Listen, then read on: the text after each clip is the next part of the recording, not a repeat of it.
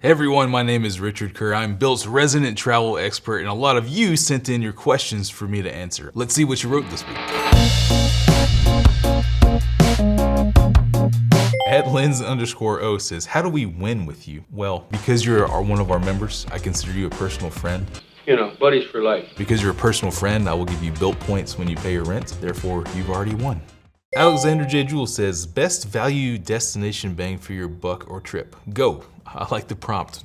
I'm gonna go, don't worry. Look, I think when it comes down to price and affordability, Southeast Asia is gonna be a place where your dollar goes a really long way. This is places like Vietnam, Cambodia. You're gonna go all the way from India over to China. There's places in between there where you can get a whole lot of things for your money. Thailand, never to be missed. You can get incredible hotels and lodging for cheap. You can get really great food for cheap. You can do incredible activities and tours for cheap. So if you're looking for pure bang for buck, get to Southeast Asia. Now you have to get there, but it's a good thing you have Bilt points because you can book an award flight and it's super easy. @Timothy says, just freebies at airports, question mark? What kind of freebies are we looking for at an airport? Are these free? Freebies meaning like friends, or like, I don't know, what are you looking to pick up there, man? So I don't know what that question even means, but if you're looking for something free, I would not go to an airport.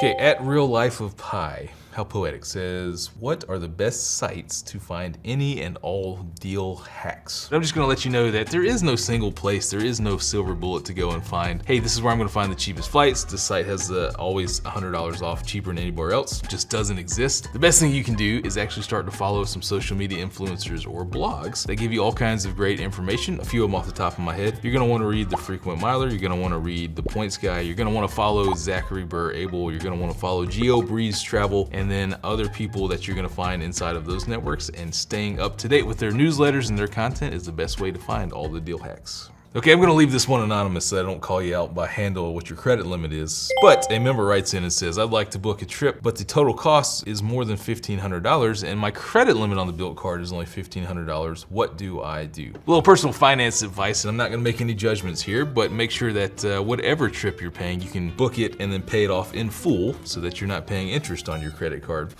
Second of all, there's actually a lot of different ways that you can split a trip between two credit cards, or a debit card and a credit card. If you just call up the travel provider where you're booking and say, hey, can I do a split payment? They will often say yes. End of the day, just make sure that you are paying off your balance in full every single month. All right, Mr. Alampali says, how early is too early to reach the airport? Well, if you're gonna have to spend an extra night in the airport, you're probably there a little bit too early. Other than that, it is completely up to you for personal preference, because I'm telling you, you never know what you're gonna see or what's gonna meet you at the airport. Now, standard practice is get there an hour and a half to 2 hours before a domestic flight, 3 hours before an international flight. I'm gonna go ahead and tell you, I'm never getting to an airport 3 hours before a flight. It's just really personal preference. I know some people are never gonna risk it, and I know other people who show up running to the gate every single time. A little bit too stressful for me, so this is all about personal preference. Okay, @Sarang Yopo says, is wanting the middle seat squished between two burly men considered a premium seat?